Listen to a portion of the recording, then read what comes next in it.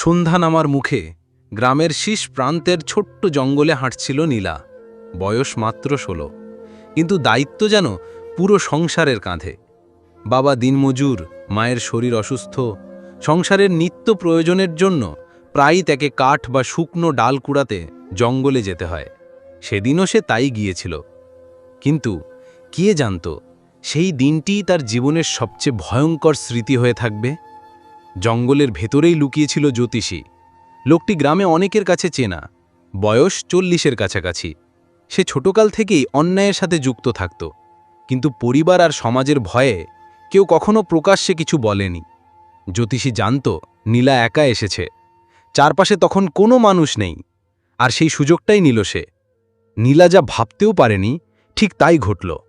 জ্যোতিষী তাকে জোর করে চেপে ধরে নির্যাতন করল। নীলা চিৎকার করেছিল, কে আছো, বাঁচাও বাঁচাও, কিন্তু ঘন জঙ্গলে সেই চিৎকার কেউ শোনেনি। ঘটনার পর নীলা ঘরের কোণে গুটিসুটি মেরে বসে থাকত, কথা বলতো না, চোখে পানি জমে থাকত। মা কিছু বুঝতে পেরেছিলেন, কিন্তু মেয়ে মুখ খুলছিল না। শরীরে দাগ দেখে মায়ের বুক কেঁপে উঠল। চাপ দিয়ে জানতে চাইলে অবশেষে ভেঙে পড়ল নীলা। কান্না জড়িত কণ্ঠে সব বলে দিল। মায়ের মাথা যেন শূন্য হয়ে গেল। এমন লজ্জা, এমন ব্যথা সহ্য করা অসম্ভব। কিন্তু তিনি বুঝলেন চুপ থাকলে চলবে না। জ্যোতিষী আগেও গ্রামের অন্য মেয়েদের উত্ত্যক্ত করেছে, আজ নীলা, কাল হয়তো অন্য কেউ হবে। নীলার বাবা যখন ঘটনাটা শুনলেন প্রথমে হতভম্ব হয়ে যান, পরে প্রতিবেশীদের ডেকে মিটিং করলেন। অনেকেই ভয় দেখালো, জ্যোতিষী বড় দাগের লোক, থানায় গেলে বিপদ হবে। কিন্তু বাবার বুক ফেটে গেল।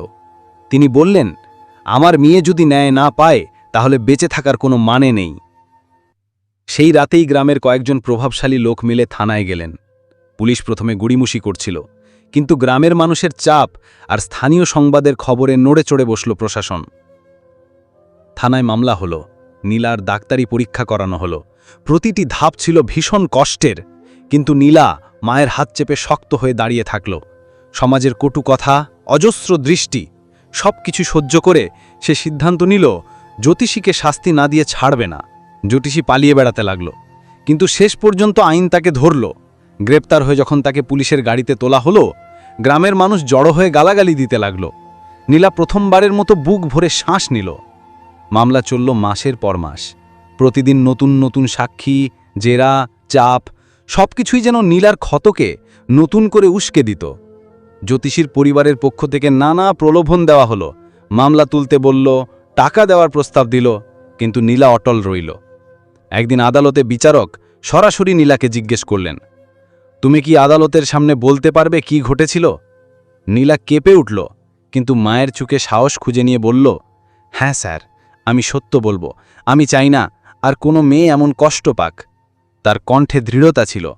পুরো আদালত নীরব হয়ে গিয়েছিল। মাসের পর মাস লড়াই শেষে অবশেষে রায় হলো।